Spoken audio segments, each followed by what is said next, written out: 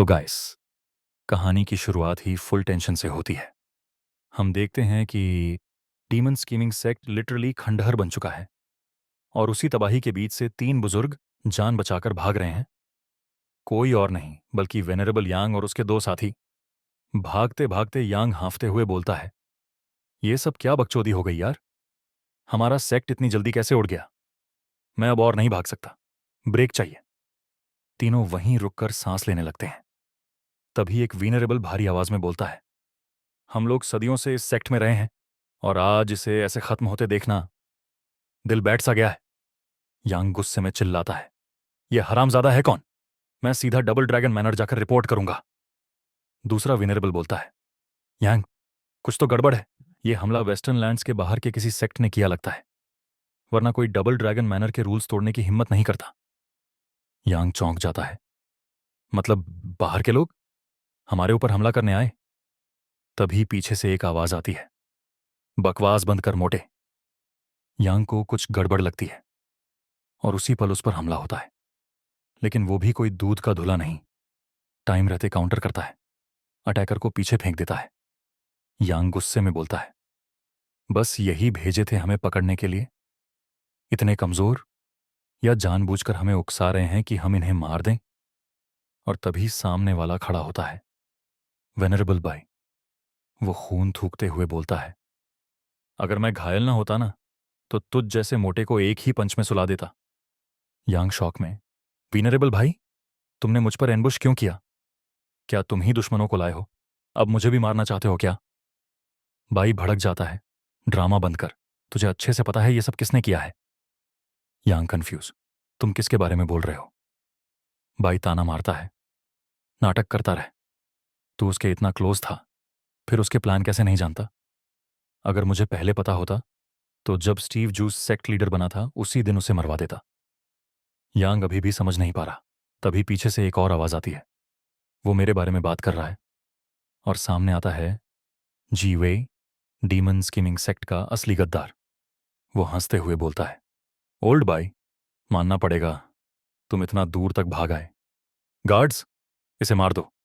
यांग बीच में कूदता है, रुको, ये सब क्या चल रहा है। जेवेई, तुम उसे क्यों मारना चाहते हो। पहले दुश्मनों से डील नहीं करना चाहिए। बाई कड़वे हंसी के साथ बोलता है, दुश्मन, मोटे यांग, ये सब गद्दारों की करतूत है। मुझे लगा तू भी उसी के साथ है, इसलिए तुझ पर अटैक कर दिया। यांग कांपते हुए, गद्दार। जेवे चिल्लाता है, ओल्ड बाय, मैं इस सेक्ट का ट्रू लीडर हूं। तुम मेरी सीट छीनना चाहते थे, असली गद्दार तुम लोग हो। बाई आग बबूला, कमीने, तूने बाहरी सेक्ट बुलाए, अपने ही डिसाइपल्स मरवा दिए और जो भाग रहे हैं उन्हें भी मरवा रहा है। तू लीडर कहलाने लायक है। जेवे ठंडे दिमाग से, मैंने बस सेक्ट लीडर रेन और जुआन से मदद मांगी थी ताकि हालात कंट्रोल हों, और ये सब तुम लोगों की वजह से हुआ।